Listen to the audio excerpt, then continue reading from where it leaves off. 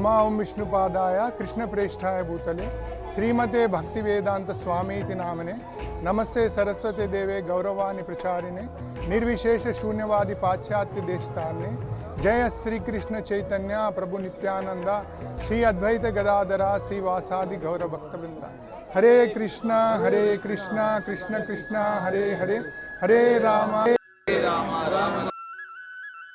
So భక్తులందరికీ జన్మాష్టమి శుభాకాంక్షలు। So ఇక్కడ మేము ఎంతో అంగరంగ వైభవంగా ఈ జన్మాష్టమి వేడుకలు జరుపుకుంటున్నాము। ఇక్కడ పక్కకు చూస్తే మీకు యమునా నది ఉంది। సో కృష్ణుడు మాట। సో మనం అందరం ఒక విషయం తెలుసుకోవాలి, భగవంతుడు అసలు ఎందుకు వస్తాడు భూమి మీదకి? ఆయనకు గోలోకంలో అన్నీ ఉన్నాయి, కానీ ఆయన ఎందుకు వస్తున్నాడు భూమి మీదకి? అవతరించడం అంటే దిగి రావడం అన్నమాట। ఆయనకి ఇక్కడికి రావడం ఎంతో కష్టాలతో కూడుకున్న పని, కానీ అయినా వస్తున్నారన్నమాట। ఎందుకంటే ఒక తప్పిపోయిన పిల్లవాడిని తీసుకొద్దాం ఇంటికన్న ఉద్దేశంతో భగవంతుడు వస్తున్నాడు అన్నమాట। కాబట్టి ఈ యొక్క ఉత్సవాలు, ఈ కృష్ణాష్టమి ఇలాంటి ఉత్సవాలు మనం భగవంతునికి దగ్గర కావాలన్నమాట। మానవ జన్మ యొక్క ముఖ్య జస్ట్ ఆహార నిద్ర భయభైదునంచ అంటే తినడం, పనుకోవడం, పిల్లల్ని కనడం, మనల్ని మనం రక్షించుకోవడం, ఈ 4 విషయాలు కాదనమాట। దీనికి అతీతంగా మనమెవరము, భగవంతుడెవరు, ఆయనకు మనకున్న సంబంధం ఏంది, ఈ నెక్స్ట్ జన్మ ఉంటుందా ఉండదా, ఈ విషయాలన్నీ తెలుసుకోవాలన్నమాట। కృష్ణుడు భగవద్గీతలో మనకి 4వ అధ్యాయంలో ఒక శ్లోకం ఉంది। ఇది మా జగద్గురువులు అయినటువంటి విశ్వగురువు భగవద్గీతను యథాతథంగా వివరించారు। దాంట్లోంచి ఒక జన్మ కర్మ చ మేధి ఏవం త్యక్త్వా దేహం పునర్జన్మ నైతి మామేది సో అర్జున। ఇందులో ఏమంటున్నారంటే మనం ఈ భూమి మీద వేరే ఏ విషయాలు తెలుసుకోవాల్సిన అవసరం లేదనమాట। కేవలం ఏం తెలుసుకోవాలంటే భగవంతుని యొక్క జన్మ ఏంటి, ఆయన కార్యక్రమాలు ఏంటి। భగవంతుని జన్మ మన జన్మ ఒకటేనా?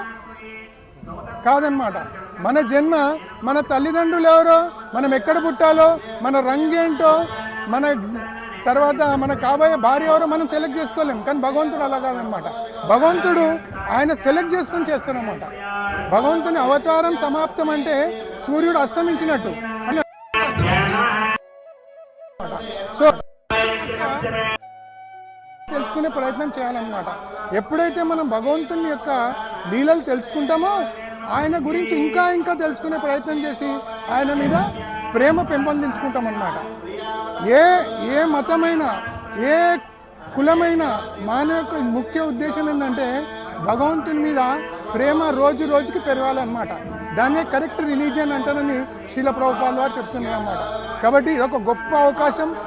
ఈ యొక్క జన్మాష్టమి రోజున మీరు దగ్గర ఉన్న టెంపుల్కి వెళ్ళండి, భక్తుల సేవ చేయండి, భగవంతుని సేవ చేయండి, ఆనందంగా ఉండండి।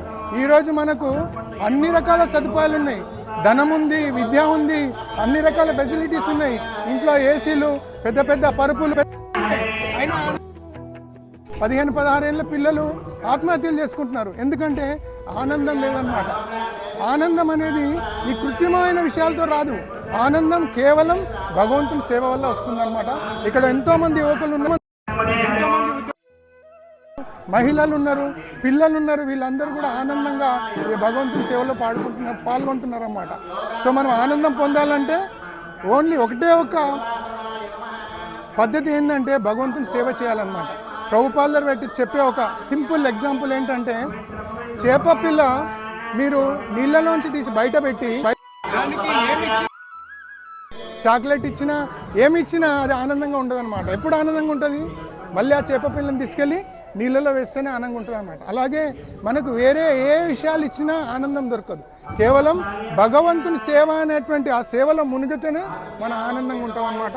అందుగురించే చాలా చెప్పింది ఏంటంటే భగవంతుని సేవను మించిన సేవ లేదన్నమాట, వేరే ఆనందం లేదు। సో ఈ కలియుగంలో భగవంతుని సేవ చేసే ఈజియెస్ట్ పద్ధతి దగ్గర కేవలం భగవంతుని యొక్క నామం చెప్పడం అన్నమాట। దీనికి పెద్ద కష్టపడాల్సిన అవసరం లేదు, మనం చేస్తున్న పనులు చేస్తూ అవకాశం దొరికినప్పుడు వాళ్ళ గురించి వీళ్ళ గురించి మాట్లాడే వాళ్ళు ఈ నాలుకను భగవంతుని సేవలో పెట్టాలన్నమాట. ఏం చేయాలి? నాలుకను ఎలా సేవలో ఉపయోగించాలి? కేవలం 16 అందరం కలిసి చెప్పండి.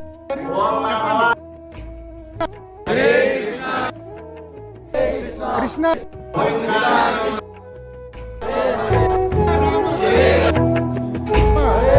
రామ రామ హరే హరే.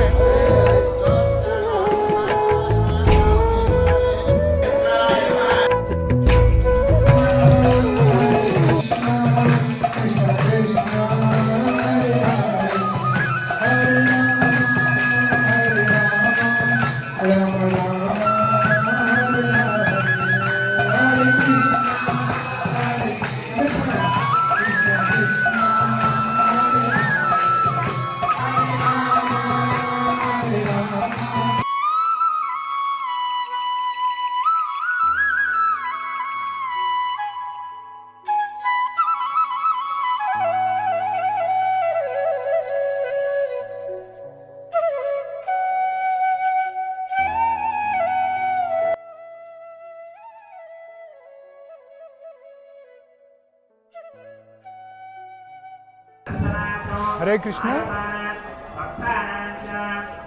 మన ఊరి గుళ్ళు అనే ఈ ఛానల్ని అందరూ లైక్ చేయండి, సబ్స్క్రైబ్ చేయండి, షేర్ చేయండి. ఇలా మన యొక్క హైందవ సాంప్రదాయాన్ని నలుగురిలోకి తీసుకెళ్ళినటువంటి ఇలాంటి ఛానల్ని మనం మనస్ఫూర్తిగా వాళ్ళు అభివృద్ధి చెందాలి, ఇంకా బాగా ఇలాంటి కార్యక్రమాలు చేయాలని మనము భగవంతుని కోరుకుందాం. హరే కృష్ణ.